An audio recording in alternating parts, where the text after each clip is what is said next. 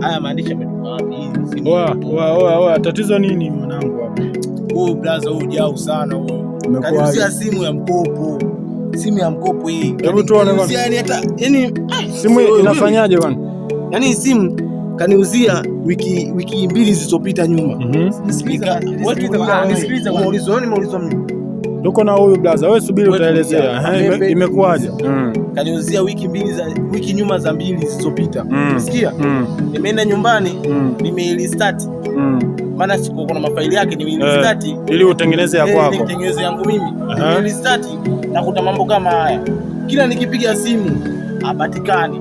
Mara inatumika hapatikani. Siku nikachukua namba ya mtu mwingine nikampigia simu.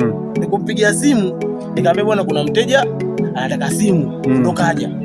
Sasa mimi nataka hela yangu. Bro, ilikuwa subiri, wewe twende taratibu. Wewe mwanangu ilikuwaje? Simu ndo hiyo. Shika kwanza simu yako. Ilikuwaje mwanetu? Unajua blaza? Mimi kazi yangu